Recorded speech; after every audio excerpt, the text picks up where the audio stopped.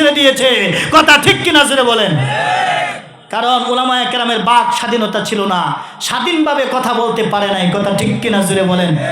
কারণ আমরা কোরআনের কথা বলবো, আমাদের মতো বক্তা যারা আছে, প্রত্যেককে দিনের দায়ী যারা আছে, তাদেরকে তালাশ করে দেখেন, এক একজনের 4-5টা করে মামলা, এক একজনের 4-5টা করে মামলা। এই জন্য কথাটা মনে হয়ে গেছে, এর জন্য বললাম, কেউ মাইন্ড করেন না। কারণ স্বাধীনভাবে উলামায়ে কেরামদেরকে কোরআন হাদিসের সঠিক কথা বলতে না দেওয়ার কারণে, এই উলামায়ে কেরাম মাজলুম অবস্থায় থাকার কারণে 3 ব্যক্তির দোয়ার সামনে পর্দা থাকে না, এর ভিতরে একজন হলো মাজলুম। এই মাজলুম ব্যক্তিরা দোয়া করার কারণে আরো কত মানুষ মাজলুম ছিলেন, ওই মাজলুমেরা দোয়া করেছে, দোয়ার কারণে আজকে তাদের এই অবস্থা। বিসমিল্লাহির রহমানির রহিম। يا أيها الذين آمنوا اركعوا واسجدوا واعبدوا ربكم وافعلوا الخير لعلكم تفلحون. قال رسول الله صلى الله عليه وسلم: إذا رأيتم الرجل يتعاهد المسجد فاشهدوا له بالإيمان. فقال: إنما يعمر مساجد الله من آمن بالله واليوم الآخر، أو كما قال النبي صلى الله عليه وسلم. سبحانك لا علم لنا إلا ما علمتنا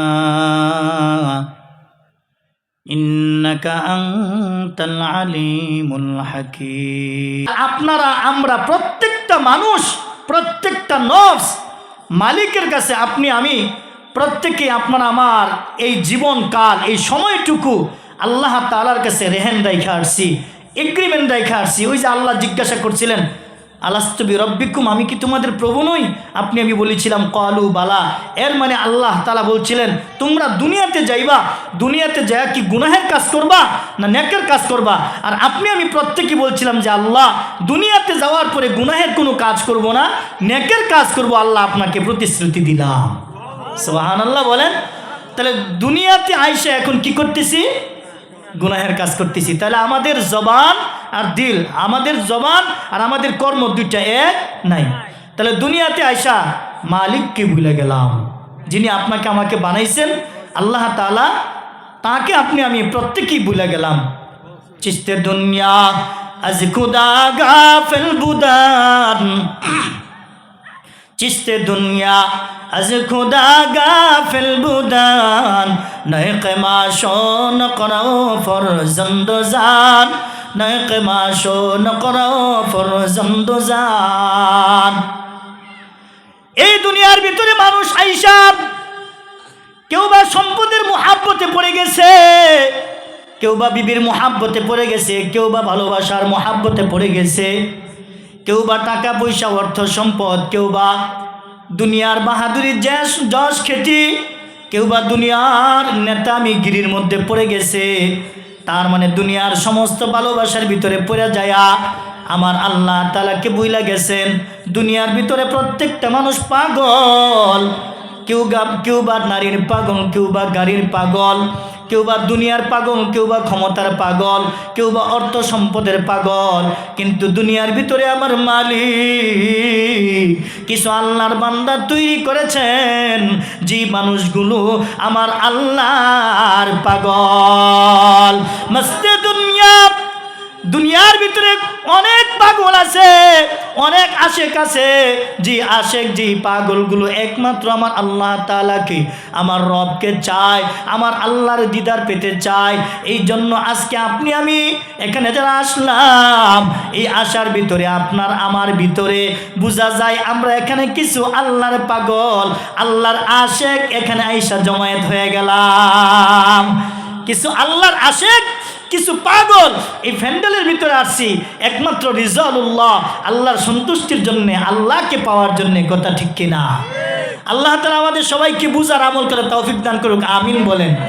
আমি আপনাদের সামনে যে বিষয়টা নিয়ে আলোচনা করতে চাই সেই বিষয়টা হলো সূরা হজ আয়াত নাম্বার ৭৭। আমি আপনাদের সামনে তেলাওয়াত করেছি ১৭ নম্বর পারা ২০ নম্বর পৃষ্ঠার মাঝখানে এই আয়াতটা আছে। এই আয়াতে কারিমার মধ্যে আল্লাহ তাআলা যা বলতে চায় এই বিষয়ে আলোচনা কিছু করতে চায়, আল্লাহ যদি তৌফিক দান করে আমিন বলি। যেহেতু মসজিদের মাহফিল, আমার পূর্বে আমার ভাই একটা আলোচনা করেছেন, ওনার আলোচনার প্রাসঙ্গিক আলোচনা করার চেষ্টা করব ইনশাআল্লাহ। আমার আল্লাহ তাআলা কোরআনের মধ্যে বলেন, ইয়া আইয়ুহাল্লাযীনা আমানু রুকউ ওয়াসজুদু ওয়া'বুদু রাব্বাকুম ওয়াফআলুল খায়রা লাআল্লাকুম তুফলিহুন।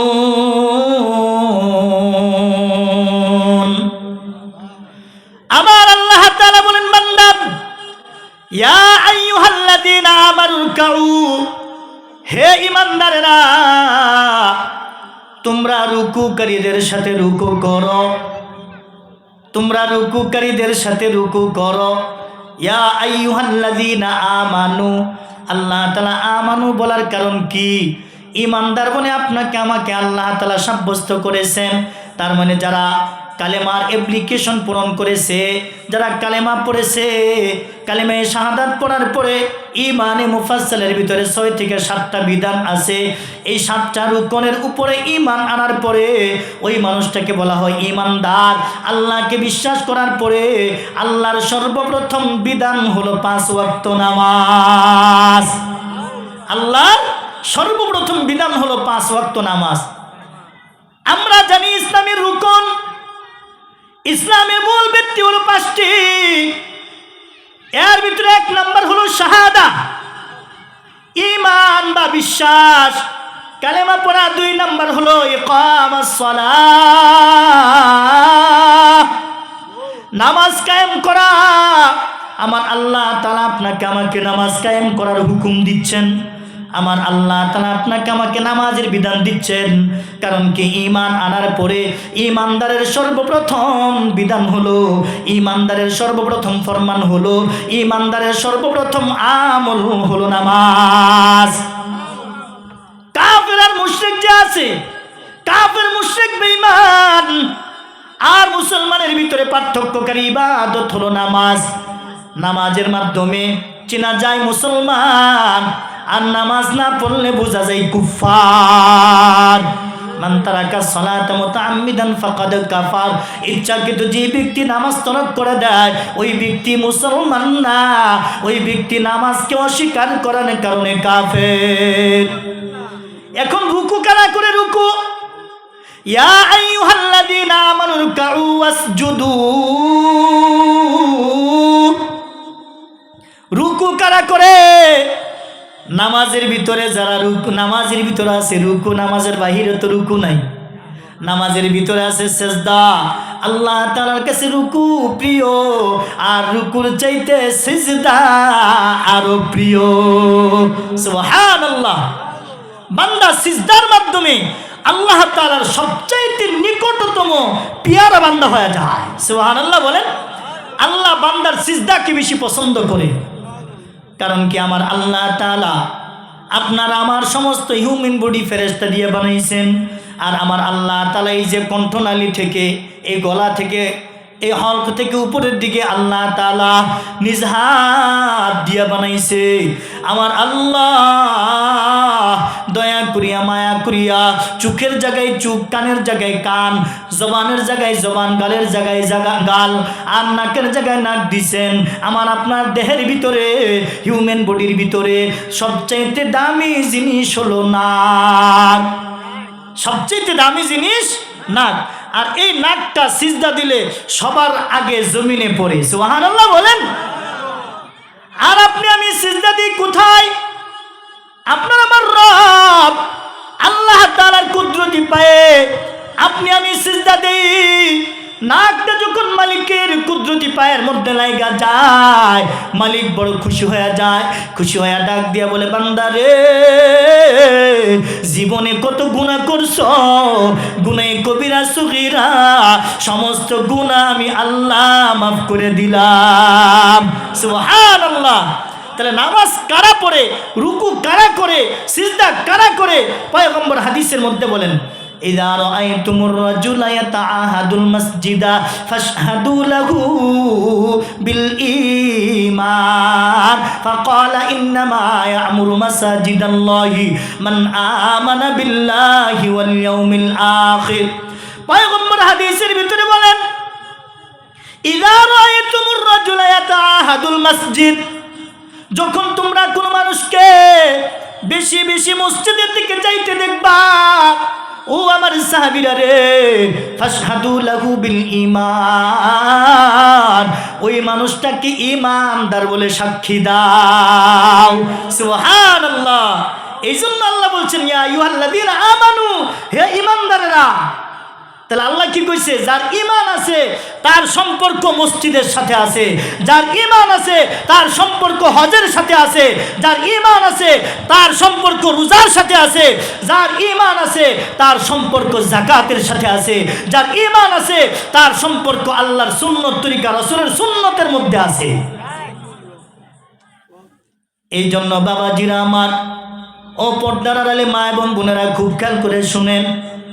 মারা গো, আপনার আমার সম্পর্ক থাকবে জায়নামাজের সাথে, আর আপনার আমার স্বামী এবং সন্তান ছেলেরা যারা আছে তাদের সম্পর্ক থাকবে মসজিদের সাথে, মসজিদের জায়নামাজের সাথে সম্পর্ক থাকবে। পয়গম্বর বলেন, যে মানুষটাকে তোমরা বেশি বেশি মসজিদের দিকে যাইতে দেখবা, বেশি বেশি মসজিদের সাথে সম্পর্ক রাখে, মসজিদের খোঁজখবর নেয়, মসজিদের সাথে সম্পর্ক আছে, ওই মানুষটাকে তোমরা ঈমানদার বলে সাক্ষ্য দাও। এই হাদিসটা যখন বয়ান করে, সাথে সাথে পয়গম্বর আল্লাহর কালামের একটা আয়াত তেলাওয়াত করে, ইন্নামা ইয়া'মুরু মাসাজিদাল্লাহি মান আমানা বিল্লাহি ওয়াল ইয়াউমিল আখির। আমার আল্লাহ তাআলা বলেন, বান্দারে, আমার আল্লাহ সুন্দর করে বলে দেয়, ওই মানুষটার অন্তর ঝুলন্ত অবস্থায় মসজিদের মধ্যে থাকে, যে মানুষটা আমি আল্লাহ এবং পরকালকে বিশ্বাস করে। কয় জিনিস? এক নাম্বার হলো আল্লাহর প্রতি বিশ্বাস, দুই নাম্বার হলো পরকালের প্রতি বিশ্বাস। ওয়াবিল আখিরাতি হুম ইউকিনুন। আছে না নাই? সূরা বাকারা প্রথম নাম্বার পৃষ্ঠার মধ্যে আছে, তোমরা আখিরাতের প্রতি ইয়াকিন আনো, বিশ্বাস করো। কারণ এমন একটা দিন আসবে যেদিন ইয়াকুলুল ইনসান, হে মানুষ তোমরা সকলেই মালিকের সামনে দাঁড়াবে। আলা ইয়াযুন্নু উলাইকা আন্নাহুম মাবউসুন, তোমরা কি মনে করতেছো তোমাদেরকে পুনরুদ্ধিত করা হবে না? তোমরা ময়দানে মাহশরে দাঁড়াবে না? তোমরা কি এটা মনে করতেছো? না না, তোমাদের রবের সামনে তোমাকে দাঁড়াতে হবে, দাঁড়াতে হবে। আর যদি তোমার রবের সামনে দাঁড়াতে হয়, তাহলে মালিকের সামনে তুমি কি জবাব দিবা? সর্বপ্রথম ময়দানে মাহশরে আউয়ালু মা ইউহাসাবু বিহিল আবদু ইয়াউমাল কিয়ামাতিস সালাহ, কিয়ামতের দিন সর্বপ্রথম বান্দার নামাজের হিসাব লওয়া হবে। চিন্তা করে দেখেন, যার নামাজের আমল যত ভালো, তার সমস্ত আমল তত ভালো। যার নামাজের আমল খারাপ, তার সমস্ত আমলই খারাপ। কারণ ইন্নাস সালাতা তানহা আনিল ফাহশাই ওয়াল মুনকার ওয়ালা যিকরুল্লাহি আকবার, আল্লাহু আকবার। আল্লাহ বলেন, নিশ্চয়ই সালাত, নিশ্চয়ই নামাজ অশ্লীল বেহায়াপনা গুনাহের কাজ থেকে বিরত রাখে। আর এই নামাজ হলো ওয়ালা যিকরুল্লাহি আকবার, আল্লাহকে স্মরণ করার সবচাইতে বড় মাধ্যম। সুবহানাল্লাহ বলেন, নামাজ হলো আল্লাহকে স্মরণ করার সবচাইতে বড় মাধ্যম। আরেকটা হাদিসের মধ্যে পয়গম্বর বলেন, ইয়াকুলু মান গাদা ইলা সালাতিস সুবহি গাদা বিরায়াতিল ঈমান ওয়া মান গাদা ইলা সুকি গাদা বিরায়াতি ইবলিস। পয়গম্বর ডাক দিয়ে বলে, সাহাবীরা রে, তোমরা খুব খেয়াল করে শোনো। ও পর্দার আড়ালে মা এবং বোনেরা, কত কষ্ট করে শীতের মধ্যে বাড়ি থেকে আসছেন বয়ান শোনার জন্যে। মহিলারা রোজা রাখতে সবল, এটা রজব মাস। আল্লাহুম্মা বারিক লানা ফি রজাবা ওয়া শাবান ওয়া বাল্লিগনা রমাদান। আমিন বলেন, আমিন বলেন। সামনের চাঁদ হলো শাবান, তারপরে হলো রমাদান। আল্লাহ আমাদের সবাইকে রমজান পর্যন্ত কবুল করুক, আমিন বলেন। হায়াত বাড়ায় দেখ, আমিন বলেন। মহিলারা নামাজের বেলায় দুর্বল, নামাজের বেলায় বিভিন্ন জিনিস বলে থাকে, বিভিন্ন ধরনের অজুহাত দেখায়। নামাজের কারণে নামাজ পড়তে বড় কষ্ট হয়। নামাজ তো তার জন্যই কষ্ট হয় যে মুনাফেক, সে মুনাফেক ব্যক্তি নামাজের ভিতরে দুর্বল থেকে কষ্ট হয়। কিন্তু পয়গম্বর খাস করে নারীদের জন্য আরেকটা হাদিস বর্ণনা করেছেন, আল মারআতু ইযা সাল্লাত খামসাহা। যেই নারী 5 ওয়াক্ত নামাজ আদায় করবে, যেই নারী 5 ওয়াক্ত নামাজ আদায় করবে, ওয়াসামাত শাহরাহা, রমজান মাসের রোজা রাখবে, ওয়া আহসানাত ফারজাহা, সতীত্বের হেফাজত করবে, পর্দার ভিতরে থাকবে, পর্দা মাইন্না চলবে, তারপরে ওয়া আতাআত মালাহা, 4 নাম্বার স্বামীর খেদমত করবে, ফালতাদখুলু মিন আই আবওয়াবিল জান্নাতি শাআত। পয়গম্বর হাদিসের মধ্যে বলেন 1 নাম্বার হলো নারীদের জন্য 5 ওয়াক্ত নামাজ, 2 নাম্বার হলো রমজান মাসের রোজা, 3 নাম্বার হলো সতীত্বের হেফাজত করা, লজ্জাস্থানের হেফাজত করা, 4 নাম্বার হলো স্বামীর খেদমত করা। এই 4টা কাজ যে নারী করবে তার জন্য আল্লাহর জান্নাত হইছে 8টা জান্নাতের দরজা তার জন্য খোলা থাকবে, যে কোনো দরজা দিয়ে ওই নারী জান্নাতে ঢুকতে পারবে। সুবহানাল্লাহ। তাহলে নারীদেরকে পয়গম্বর হাদিসের মধ্যে কয়টা সবক দিবেন, কয়টা শিক্ষা? 1 নাম্বার 5 ওয়াক্ত নামাজ, মাশাআল্লাহ, মনোযোগ দিয়ে শুনেন। 2 নাম্বার রমজান মাসের রোজা। তাহলে 5 ওয়াক্ত নামাজ নারীরও দরকার, পুরুষেরও দরকার। 2 নাম্বার কাজ নারীরও দরকার, পুরুষেরও দরকার, রমজানের রোজা। 3 নাম্বার কাজ সতীত্বের হেফাজত, লজ্জাস্থানের হেফাজত। পয়গম্বর আরেকটা হাদিসের মধ্যে বলেন, হে আমার উম্মতেরা, তোমরা যদি 2টা জিনিসের জামিনদার হয়ে যাও, আমি তোমাদের জন্য জান্নাতের জামিনদার হয়ে যাব। 2টা জিনিসের জামিনদার কি? 2টা জিনিস হলো আপনার আমার প্রত্যেকের শরীরের মধ্যে, এর ভিতরে 2 চোয়ালের মাঝখানে আছে জিহ্বা। জিহ্বাকে যদি কেউ হেফাজত করে, জিহ্বা দিয়া গুনাহের কথা বলে না, নেকের কাজ করে নেকের কথা বলে, মাংসামাতানা যা, যে চুপ থাকে সে নাজাত পায়। গুনাহের কাজ থেকে যদি জিহ্বাকে হেফাজত করে, এই জিহ্বাকে হেফাজত করার দ্বারাতে বিভিন্ন ধরনের পরক্রিয়া প্রেমালাপনের মধ্যে লিপ্ত না হয়, গুনাহের কথা না বলে, গুনাহের লাজিজ, গুনাহের মর্যাদা, গুনাহের বড়াই বড়ত্ব না করে, এক কথায় গুনার কাজে যদি জিহ্বাটাকে সঞ্চালন না করে, গুনাহ থেকে যদি এই জিহ্বাটাকে হেফাজত করে, 1 নাম্বার। 2 নাম্বার হলো 2 উরুর মাঝখানে লজ্জাস্থান, পুরুষেরও আছে নারীরও আছে। এই 2টা জিনিসের হেফাজত যদি কোনো ব্যক্তি করে, এই 2টা জিনিসের জামিনদার যদি কোনো আল্লাহর বান্দা রাসূলের উম্মত হইয়া যায়, আমার পয়গম্বর বলেছেন এই 2টা জিনিসের জামিনদার হয়ে যাওয়ার কারণে আমার উম্মতের জন্য আমি আল্লাহর পয়গম্বর জান্নাতের জামিনদার হয়ে গেলাম। সুবহানাল্লাহ। তাহলে আমাদের দেশে গুনাহ তো এই 2টা জিনিস দিয়েই হয়, জিহ্বা আর লজ্জাস্থান। জিহ্বা আর লজ্জাস্থান, মুখের কারণেই তো আজকে আমাদের দেশের আজকে 12টা বাজছে, কথা ঠিক কিনা? 5ই আগস্টে মুখের কারণেই সমস্যা হয়েছে, তো বুঝানেন আর সামনের দিকে নিতে চাই না। তাহলে আমাদের মুখকে টেনে হেসড়ে আমাদের জিহ্বার ভিতরে লাগাম লাগাই দিতে চাইছিল, আমাদের জিহ্বাকে যে বন্ধ করতে চাইছিল, তার জিহ্বা কেন তার সমস্ত জিনিস বন্ধ করে এই দেশ থেকে উৎখাত করে ছেড়ে দিয়েছে, কথা ঠিক কিনা জোরে বলেন? কারণ উলামায়ে কেরামের বাক স্বাধীনতা ছিল না, স্বাধীনভাবে কথা বলতে পারে নাই, কথা ঠিক কিনা জোরে বলেন? কারণ আমরা কোরআনের কথা বলবো, আমাদের মতো বক্তা যারা আছে, প্রত্যেককে দিনের দায়ী যারা আছে, তাদেরকে তালাশ করে দেখেন, এক একজনের 4-5টা করে মামলা, এক একজনের 4-5টা করে মামলা। এই জন্য কথাটা মনে হয়ে গেছে, এর জন্য বললাম, কেউ মাইন্ড করেন না। কারণ স্বাধীনভাবে উলামায়ে কেরামদেরকে কোরআন হাদিসের সঠিক কথা বলতে না দেওয়ার কারণে, এই উলামায়ে কেরাম মাজলুম অবস্থায় থাকার কারণে 3 ব্যক্তির দোয়ার সামনে পর্দা থাকে না, এর ভিতরে একজন হলো মাজলুম। এই মাজলুম ব্যক্তিরা দোয়া করার কারণে আরো কত মানুষ মাজলুম ছিলেন, ওই মাজলুমেরা দোয়া করেছে, দোয়ার কারণে আজকে তাদের এই অবস্থা। এখন আমাদের এই বিশ্বের ভিতরে কয়েকজন চলে গেছে। শ্রীলঙ্কার একজন, আমগোটটা বলতাম না, শ্রীলঙ্কার একজন গেছে গা সবার আগে, তারপরে গেল আমগোটটা, তারপরে গেল সিরিয়ার। আরেকটা মেসেজ আপনাদেরকে দিতে চাই, আরেকজনকে আল্লাহ তাআলা এমন ক্যান্সারের মধ্যে দিয়েছে, যে ক্যান্সারের প্রতিষেধক ঔষধ আজ পর্যন্ত ওই যে ইসরায়েলের লাল কুকুর ওই নেতানিয়াহু এমন একটা ক্যান্সার দিছে যেটার চিকিৎসা আজও পর্যন্ত খুঁজে পায় নাই। এখন ওই উইকেট পড়ার ফালা, কথা ঠিক কিনা? আমরা চাই ওই সকল কুফফার যারা কোরআন হাদিসের বিরোধিতা করে এদেরকে নাস্তানাবুদ যেন মালিক করে দেয়। সকলে বলি আমিন। কারণ এদের মিশন, এদের চিন্তা চেতনা, এদের কথাবার্তা ভালো না, কথা ঠিক কিনা? এজন্য জিহ্বাকে হেফাজত করা দরকার।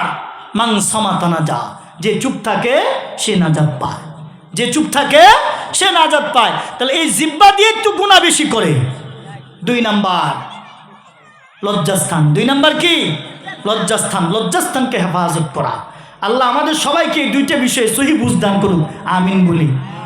জিহ্বা দিয়া যখন পরক্রিয়া প্রেমের আলাপ আলোচনা করে, তখন আমাদের যুবক যুবতীরা তখন বিভিন্ন গার্ডেনে, বিভিন্ন পার্লারে, বিভিন্ন জায়গায়, পার্কে, বিভিন্ন জায়গায় পাওয়া যায়, বিভিন্ন রেস্টুরেন্টে, হোটেলে পাওয়া যায়। কথা ঠিক কিনা? জোরে বলেন। আকাম কুকাম কি দিয়া করে? জিহ্বা এবং লজ্জাস্থানের মাধ্যমে। কথা ঠিক কিনা? জোরে বলেন। আল্লাহ সবাইকে হিদায়াত দান করুক, আমিন বলেন। সহি বুঝ দান করুন, সকলে বলি আমিন। এ যুবক, এ যুবতী, তোমরা যেরকম গুনাহের কাজ করতেছ, আজকে যদি জমিনকে আল্লাহ তাআলা হুকুম দিতেন, এর জমিন তুমি একে ধরো, একে ধরো, তাহলে তুমি আর আমি গুনাহের কাজ করে কি যাইতে পারতাম? আপনাকে আমাকে প্রত্যেককে পাকড়াও করতো। কথা ঠিক কিনা? এজন্য আল্লাহ তো আমাদেরকে হেফাজত করতেছেন, আল্লাহ হেফাজত করতেছেন। এজন্য নারীদেরকে খাস করে সবক দিয়েছেন এই হাদিসের মধ্যে 4টা। কয়টা? 1 নাম্বার 5 ওয়াক্ত নামাজ, 2 নাম্বার রমজান মাসের রোজা, 3 নাম্বার লজ্জাস্থানের হেফাজত, 4 নাম্বার স্বামীর খেদমত। এই কথা কি বলবো, দিন যত যাচ্ছে স্বামীর খেদমত তত চলে যাচ্ছে। স্বামীর খেদমত তো নাই, অথচ পয়গম্বর হাদিসের মধ্যে বলেন, আল্লাহর পরে যদি আল্লাহ তাআলা কাউকে সিজদা করার আদেশ দিত, প্রত্যেকটা বিবাহিত নারীকে বলতো, তোমরা তোমাদের স্বামীদের পায়ে সিজদা করো। চিন্তা করে দেখেন, আজকে স্বামীর খেদমত নাই তো, স্বামীর কোনো কিছুই তো ভালো লাগে না, স্বামীর কথা ভালো লাগে না, স্বামীর ভরণ পোষণ ভালো লাগে না, কোনো কিছুই ভালো লাগে না। একটা মাত্র কারণ, সেটা হলো বেপরদা হওয়ার কারণে। সেটা কি? বেপরদা হওয়ার কারণে, হিজাব না পরার কারণে। আমি জানি না, আমি আপনাদেরকে বিভিন্ন জায়গায় একটা কথা বলে থাকি, অনেক জায়গায় দেখা যায়, এখানে কি ব্যবস্থা আছে কিনা জানি না, প্রজেক্টরের মাধ্যমে, প্রজেক্টর চিনেন না? তার মানে পর্দা। এখানে আমরা বয়ান করি, মহিলাদের ওইখানে আমাদের ভিডিও ফুটেজ ওইখানে দেখা দেয়। এটার বিরুদ্ধে আমি, কারণ যেদিন থেকে হাদিস পাইছি, আমি একটা জিনিস রাআইতু বিআইনাইয়া, আমি যত জায়গায় বয়ান করি, যত জায়গায় কথা বলি, নিজে দেখে শুনে পড়াশোনা করে তারপরে ইনশাল্লাহ চেষ্টা করি যা থেকে বলার জন্যে। প্রজেক্টরের মাধ্যমে যদি কোনো নারীদেরকে, মহিলাদেরকে আমাদের উলামায়ে কেরামের বয়ান দেখায়, এই বয়ান দেখার দ্বারাতে ফায়দা তো হবে দূরের কথা, জাহান্নামে যাওয়ার জন্য যথেষ্ট। নাউজুবিল্লাহ বলেন। জান্নাতে যাবে বান্দা একটা নেক দিয়া, আর জাহান্নামেও যাবে বান্দা একটা গুনাহের কারণে। আমি আপনাদেরকে দলিল দিচ্ছি, আপনাদের প্রজেক্টর আছে না না এটা আমি জানি না, কিন্তু আমি এই কথা কেন বলতেছি? পর্দার কারণে বলতেছি। পর্দা খুব খেয়াল করে শুনেন। আল্লাহর রাসূলের বিবি 2 জন, একজনের নাম হলো উম্মে সালামা, আরেকজনের নাম হলো উম্মে মাইমুনা। 2 জনকে নিয়ে উম্মে সালামা এবং উম্মে মাইমুনা 2 জনই এই হাদিসটা বর্ণনা করছেন, কিন্তু রাবীদের মধ্যে সবার আগে উম্মে সালামার নাম। উনি যখন হাদিসটা বর্ণনা করে, তখন এমন সময় আল্লাহর রাসূল সাল্লাল্লাহু আলাইহি ওয়াসাল্লামের হুজরার মধ্যে 2 জন ব্যক্তি ছিলেন, অর্থাৎ ওনার বিবিদের মধ্যে 2 জন, একজন উম্মে সালামা, আরেকজন হচ্ছে উম্মে মাইমুনা। এই 2 জন ব্যক্তি ছিলেন। 2 জন ব্যক্তি থাকার পরে আল্লাহর রাসূলের একজন সাহাবী ছিলেন, অন্ধ সাহাবী, উম্মে মাকতুম। নাম আপনারা শুনছেন? নাম হয়েছে উম্মে মাকতুম, উলামায়ে কেরাম জানে। ফাদাখালা উম্মে মাকতুম, যখন উম্মে মাকতুম এই হুজরার ভিতরে ঢুকতেছে, ফাকুলতু ইয়া রাসূলুল্লাহ, ফাকালা রাসূলুল্লাহ সাল্লাল্লাহু আলাইহি সাল্লাম, তখন আল্লাহর রাসূল সাল্লাল্লাহু আলাইহি সাল্লামের কাছে যখন হুজরার ভিতরে ঢুকবে, এই মুহূর্তে উম্মে মাকতুম তো অন্ধ, চোখে দেখে না, বাহির থেকে সালাম দিছে, আসসালাতু আসসালামু আলাইকা ইয়া রাসূলুল্লাহ। সালাম দেওয়ার পরে আল্লাহর রাসূল উনার বিবি দ্বয়কে বলতেছেন, ইহতাজাবা মিনহু, তোমরা পর্দা করো। কি বলতেছে? তোমরা পর্দা করো। ওনারা বলতেছে, ফাকুলতু ইয়া রাসূলুল্লাহ আলাইসা হুয়া আ'মা লা ইউবসিরুনা, হে আল্লাহর রাসূল, উম্মে মাকতুম তো অন্ধ, চোখে দেখে না, আমরা কেন পর্দা করব? এই কথা বলার পরে রাসূল বলতেছেন, ফাকালা রাসূলুল্লাহ সাল্লাল্লাহু আলাইহি ওয়াসাল্লাম, আফা আমিয়া ওয়া ইন আনতুমা আলাস্তুমা তুবসিরানিহি, উম্মে মাকতুম অন্ধ, চোখে দেখে না, তোমরাও কি অন্ধ? তোমরা কি চোখে দেখো না? তুমি চোখে দেখা তোমার যদি এই উম্মে মাকতুমকে ভালো লাগা যায়, মনের ভিতরে যদি গুনাহের ফিল্ম জারি হয়ে যায়, যদি লাজিজ আইসা যায়, ওই ধরনের ভালো চিন্তা চেতনা অর্থাৎ গুনাহের চিন্তা চেতনা যদি তোমার দিলের ভিতরে আইসা যায়, তাহলে তো তুমি জাহান্নামে যাওয়ার জন্য যথেষ্ট।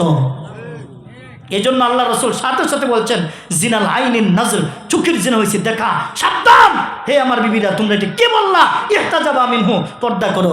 তাহলে আজকে চিন্তা ফিকির করে দেখেন, আমরা বয়ান করি স্টেজে, আর আমাদের বয়ানগুলো প্রজেক্টরের মাধ্যমে মহিলাদেরকে দেখায়। বিভিন্ন জায়গায় আমরা দাওয়াতের জন্য যাই, অনেক জায়গায় আমাদেরকে, এখন আমি দাওয়াত খাওয়াই ছেড়ে দিছি অলরেডি, অনেক দাওয়াত আমি খাই না, একদম নেহায়েত যেটা না পারি, এটা আমারটা আমি বলছি, ওইখানে না যায় পারি না, কিন্তু আমি এটার বিষয়ে বিশাল কঠোর। কোনো জায়গায় আগে দেখতাম, এখন তো সাবধান, এখন তো পারেই না, চিন্তাও করতে পারে না। এখন আগে অনেক জায়গায় গেলে দেখতাম, আমরা উলামায়ে কেরাম, আমরা তো আর ফিরিস্তা না, ফিরিস্তাদের কোনো কাম ভাব নাই, জৈবিক চাহিদা নাই, চিন্তা চেতনা নাই। আর কোনো বেটা মানুষ যদি কোনো নারীকে দেখে, যদি না দেখার পরে যদি তার ভিতরে আকর্ষণ সৃষ্টি না হয়, তাহলে এটা বেটা মানুষ না, এটা কি না, তা হে পুরুষত্বহীন। এই জন্য আজকে আমাদের দেশে পুরুষত্বহীন তো নাই, কিন্তু তারপরেও চিন্তা করে দেখেন, রাস্তার মুড়ে মুড়ে, বিভিন্ন দেয়ালে, বিভিন্ন জায়গায় পোস্টার, হারবাল ক্লিনিকে, কথা ঠিক কিনা জোরে বলেন, বিভিন্ন জায়গায়। কিন্তু আমি আপনাদেরকে যে জিনিসটা বুঝাইতে চাই, আমরা যখন দাওয়াতে যেতাম, আমগর হুজুরকে আয়া তারা ফতুয়া দিত, মহিলারা, নারীরা বলতো, হুজুর আপনার বোনের মতোই তো আমি, সবাই যদি আমার আপন বোন হয় তাহলে বিয়ে করবেন কারে? সত্য না মিথ্যা? সবাই যদি আপন বোন হয়, আর সবাই যদি ডালাও মা হয়, আপনি বিয়ে কারে করবেন? সবাই যদি আপনার মেয়ে হয়, আপনার ঔরসজাত কন্যা হয়, তাহলে আপনি বিয়ে করবেন কারে? কি দলিলটা দিতেছে চিন্তা করে দেখছেননি? আপনার বোনের মতোই তো, আপনার মেয়ের মতোই তো, নাউজুবিল্লাহ মিন যালিক। মেয়ের দিকে কি কুদৃষ্টিতে তাকানো যায়? হ্যাঁ, মায়ের দিকে কুদৃষ্টিতে তাকানো যায়? বোনের দিকে কুদৃষ্টিতে তাকানো যায়? তাহলে মহিলা যদি একজন এখানে আইসা যায়, তার দিকে তো দৃষ্টি পড়ার সাথে সাথে যদি আমি পুরুষ হয়ে থাকি, তাহলে তাকাইলে তো আমার গুনাহ হবে। জিনাল আইনিন নজর, এই জন্য আল্লাহ রাসূল বলছেন, সাবধান, চোখের জিনা হয়েছে দেখা, জিনাল ইয়াদিল লামস, হাতের জিনা হয়েছে ধরা, পায়ের জিনা হয়েছে যাওয়া, আর মুখের জিনা হয়েছে বলা, অন্তরের জিনা, কলবের জিনা হয়েছে গুনাহের ফিল্ম জারি করে রাখা। মেয়েটাকে দেখছি, ভালো লেগে গেছে, এখন তার সাথে কথা বলা দরকার। কথা বললেই তো তুমি সরাসরি বলতে পারবা না, হয়তো বা মোবাইলের নাম্বার আনবা, মেসেঞ্জারে কথা বলবা, ইমুতে কথা বলবা, হোয়াটসঅ্যাপে কথা বলবা, ভাইবারে কথা বলবা, বিভিন্নভাবে কথা বলার জন্য চেষ্টা বিক্রি করবা। কথা বলতে বলতে এক পর্যায়ে তার সাথে তোমার আন্ডারস্ট্যান্ডিং রিলেশন, ভালোবাসা হয়ে যাবে। ভালোবাসা যখন হয়ে যাবে, তখন তো তুমি তারে বিভিন্ন জায়গায় পার্কে নিয়ে যাইবা, তখনই তো তুমি অঘটন ঘটাইবা। কথা ঠিক কিনা জুড়ে বলেন? এক কাজী সাহেবের কাছে হেকায়েতুল লতিফ ছোট্ট একটা কিতাব আছে, আমাদের কওমি মাদ্রাসায় পড়ায়। হেকায়েতুল লতিফের মধ্যে ছোট্ট একটা ঘটনা, এই ঘটনা বলে আমার মূল আলোচনার মধ্যে যাব, যেহেতু আলোচনাটা এদিকে আসছে এই জন্য বলতেছি। হেকায়েতুল লতিফের মধ্যে ঘটনাটা আসছে, এক কাজী সাহেবের কাছে এক মহিলা মেয়ে বিচার নিয়ে গেছে, হুজুর আমার ওই ছেলে দর্শন করছে। কিসের বিচার? জিনার বিচার আর কি, দর্শনের বিচার নিয়ে গেছে। বিচার যখন নিয়ে গেছে, এখন কাজী সাহেব বললেন, আচ্ছা ঠিক আছে, তাহলে তোমার বিচার আগামী শুক্রবারে হবে, ধরেন আগামী শুক্রবারে। এখন তোমারে যে দর্শন করছে তার যদি সঠিক প্রমাণ তুমি ঠিকমতো দিতারো তাহলে বিচার তোমার পক্ষে, আর যদি সঠিক প্রমাণ তুমি না দিতে পারো তাহলে বিচার কিন্তু তোমার পক্ষে যাবে না। তখন বলছেন আচ্ছা ঠিক আছে, তে যাও গা। পরে ওনার পকেটে ধরেন একটা কথার কথা নতুন একটা নোট ছিল, ধরেন 5 টাকার একটা নোট ছিল আর কি, নতুন নোট টাকা আর কি।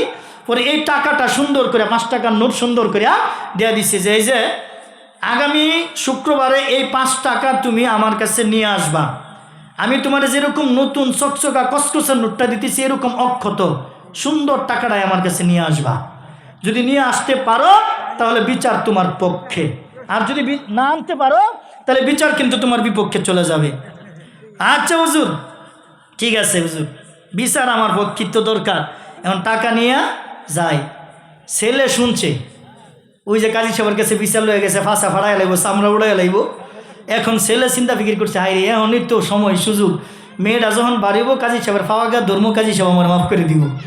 এখন ছেলে যখন আইসে কাজী সাহেবের কাছে এই কথা শুই না, আর মেয়ে যখন বাড়িয়ে যাইতেছে গা, এই সময় কাজী সাহেব কইতেছে বলে তুই কইতেছস তুই অর্থাৎ তুই অন্যায় করছস না, বিচার তোর পক্ষে দিতাম। আচ্ছা ঠিক আছে, শর্ত আছে। শর্ত হলো ওই যে মেয়েটার কাছে নতুন 5 টাকার নোট আছে, যদি আইনা দিতারস তাহলে বিচার তোর পক্ষে। হেরে দিছে টাকা হেফাজত করতো, আর এরে দিছে টাকা আইনা দিত, দুইজনে দুই দিকে লাগাই দিছে আর কি। বলে যা যা কিছুক্ষণ পরে তো বাড়ির যাবো গা, তাড়াতাড়ি যা, রাস্তার মধ্যে যদি দরতারস। হ্যাঁ করছে কি যুবক তো যুবকে ব্রিটিশ তো তারা ওরা ওরা বাড়ি হাইরাই আফা তোর কাছে বলে 5 টাকা আছে দেশ না। বলে দৌড় শয়তান তোরে 5 টাকা দিমু শুক্রবারে। কি বারে দিব? কারণ ওই যে শুক্রবারে বিচার, 5 টাকা দিব শুক্রবারে। বলে আফা তোরে 10 টাকা দিমু। বলে 10 টাকা দিই, যদি 100 টাকা গছ 1000 টাকা গছ তাও তো তোরে দিতাম না। বুঝেন নাই? হ্যাঁ আর বাড়ায় টাকা, এই টাকাটা নেওয়ার জন্য। এক পর্যায়ে যখন টাকা না নিতারে তখন দুজনের হাতে দইরা কারাগারি শুরু হয়ে গেছে আর কি। হেঁচড়া হেঁচড়ি যখন শুরু হয়েছে, এক পর্যায়ে মেয়ে এমনভাবে টেহা ধরছে, তখন কি টাকা কি সুজা আছে না বেগকে উইকা গেছে, সেবদা শুদ্ধ হয়েছে তো, নতুন আছে না অক্ষত অবস্থায় আছে না ক্ষত হয়ে গেছে। এক পর্যায়ে টানতে টানতে যখন এরকম একটু কোনা বাড়ি হয়েছে, দুইজনে টানা শুরু হয়। এক পর্যায়ে কি হয়েছে, কিছু অংশ সিরাও গেছে। সিরা যখন গেছে এখন তো আর আনতারছে না, আনার পরে এই যে লইছে টাকা লইয়া তারপরে সে ঘরের ভিতরে গেছে মেয়ে, ওই কুনা হেরাতো আর পুরাটা টাকা হেরাতো। পরে দুইজন দুই হানো এই রে, এখন তো টেহা তো আনতারছে না, বিচার তো ছেলে ফিটনি তো খাইব, এখন তো মেয়ের হাতে তো টাকা। এখন সেইটা যে বাড়িতে গেছে মেয়ে, বাড়িতে যায় এই 3 দিন পর্যন্ত শুক্রবার পর্যন্ত গরুই খা গরুই থাকে, গরুই ফরসা পায়খানা যা আছে সব কিছু করে। কারণ যদি করতে পারো তো টেহাটা নিব গা। কি পর্দা কারে কই, কি হেফাজত কারে কই, চিন্তা করে দেখেন। এখন শুক্রবার যখন আইছে আয়রা মেয়ে কইতেছে হুজুর কাজী সাহেব এই যে নেন আপনার টেহা। কাজী সাহেব টেহা দিকে কল এইটা আমার টেহা,